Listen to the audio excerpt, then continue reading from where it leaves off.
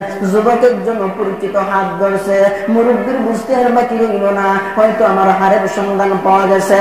এবার মুরব্বীকে হাতের মধ্যে ধরে কাজী আবু বকর রহমাতুল্লাহ আলাইহি বাড়িতে নিয়ে গেলেন। এখন মুরব্বী দয়া করে মেহেরবানি করে আপনি আমাকে ক্ষমা সুন্দর দৃষ্টিতে দেখবেন। আপনি বলেন না গো, আপনার হাতটা কেমন ছিল, কোথায় ছিল, যদি আমাকে একটু বলে দিতেন, যদি আপনার প্রমাণাদি সঠিক হয় তাহলে আপনার হার ফেরত পাইতে পারেন। এবার মুরব্বী বলতেছে, বাবা রে, আমার হাতটা এমন একটা তলের মধ্যে ছিল, তলের মুখটা রেশমি সুতা দিয়ে বাঁধা ছিল, আমার হাড়ের মধ্যে অতগুলা মুক্তার দানা ছিল, হাড়ের কোয়ালিটিটা এমন ছিল, ডিজাইনটা এমন ছিল। যুবক আবু বকর সুন্দর থেকে তলেরটা বাহিনী করিয়া দেখেন, ঠিক এই রেশমি তা দিয়া ব্যাগটা বাঁধা, তলেটা বাঁধা, রেশমি রুমাল কইলা, হাড়ের মধ্যে টাকা দেখে মুরব্বী যে এরকম ভাবে বলছেন, হাতটা ঠিক এইরকম ভাবে।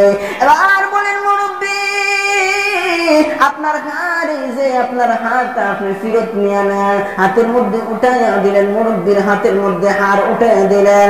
এবার কাজী আবু বকরকে মুরব্বী বলতেছেন, আমার পূর্ব ঘোষণা অনুযায়ী 500 স্বর্ণ মুদ্রা আপনাকে দেওয়া হইল।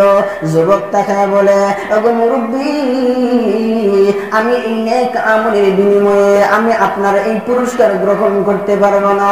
ওগো মুরব্বী, আমি আমার মালিকের কাছে ওয়াদা করেছি, জীবনে কোনোদিন নেক আমলের বিনিময়ে কারো কাছ থেকে কোনো প্রতিদান গ্রহণ করব না। ও মুরব্বী,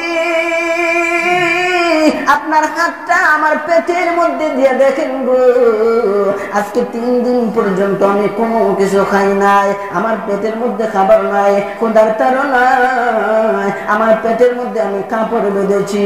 এই মুহূর্তে একটা যদি স্বর্ণ মুদ্রা পায় আমার অনেক উপকার হইত, কিন্তু আল্লাহর গোলাম, আমি এই স্বর্ণ মুদ্রা গুলো গ্রহণ করতে পারবো না।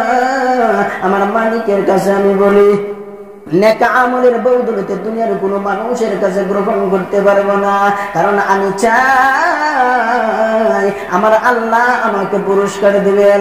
দুনিয়ার কোনো মানুষের কাছ থেকে আমি পুরস্কার গ্রহণ করে আমার মালিক আল্লাহর কাছ থেকে পুরস্কার গ্রহণ থেকে বঞ্চিত হতে চাই না। দুনিয়ার কোন মানুষের কাছ থেকে আমি পুরস্কার পাইতে চাই না, আল্লাহর কাছে আমি পুরস্কার পাইতে চাই। এই যুবকটা কেমন তাকওয়াওয়ালা যুবক ছিল, আমানতদারিতা তার ভিতরে কেমন ছিল, এই কারণে আল্লাহ তাআলা তো অনেক সময় দুনিয়াতেও পুরস্কার দিয়া থাকেন, পরকালে তো